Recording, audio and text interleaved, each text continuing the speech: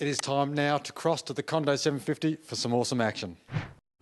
The first stage on Saturday morning kicked off hard and fast with 23 teams pushing through the dry and barren farmland of central New South Wales. There were 12 teams from New South Wales, 6 from Victoria, 4 from Queensland and 1 from South Australia, proving how popular the event was.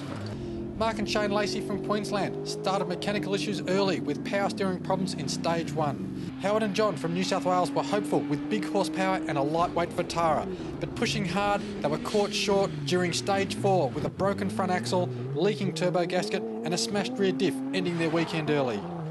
Ian and Matt Austin were an old favourite, but a blown head gasket saw them cooked and out by stage 2. Bruce and Brent in the double articulated Triton were again on fire, but a blown rear diff stopped them by Saturday Arvo during stage 4. Andy and Ian were also blistering, posting fastest times across both stages 1 and 5.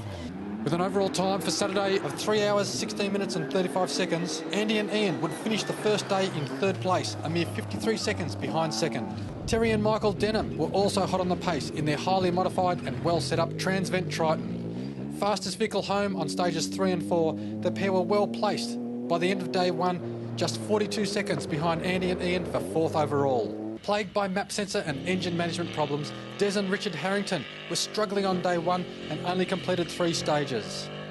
Gavin and Jeff were literally in a class of their own, with their Class 4 off-road buggy looking more like a stadium truck. Firing well across all stages, their overall time of 3 hours, 35 minutes and 11 seconds sat them firmly in 9th place, just 16 seconds behind 8th. Matt and Stuart from Melbourne were looking far tighter this year after a year of valuable rallying experience.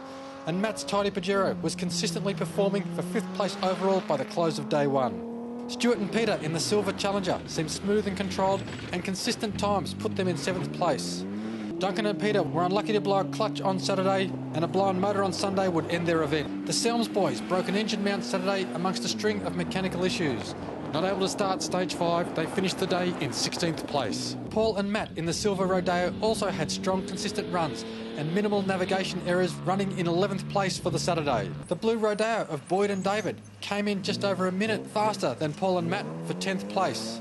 Roger and Greg from Queensland were revving hard and making plenty of noise with a brand new truck and fresh V8. Strong times and no mechanical issues put them home in 6th place. 4-wheel drive TV favourites David and Gordon blew a transfer Saturday and limped home, still managing to finish each stage for 13th place on day 1. Chris and Andy were the second last team home over all stages for 14th place. Matt and Sarah had a clean Saturday, completing all stages in just over 3 hours and 40 minutes for 12th place. Andrew and Graham ran well for their first ever event, colliding with a tree and becoming lost many times. They were the slowest team home, but still completed all stages for 15th place. A narrow 53 seconds ahead of Andy and Ian, Jason and Steve looked threatening in their lightning quick V-Cross, taking 1 stage win and a 2nd place overall for the day. Clearly out in front by 5 minutes and 18 seconds, Reggie Owen and Russell Cairns from Western Victoria were proving the team to beat going into Sunday. The day had come together for these boys, and the big gap of over 5 minutes would be a hard one to close. Or would it? Hang around, there is more Condo action coming your way shortly on 4-Wheel Drive TV.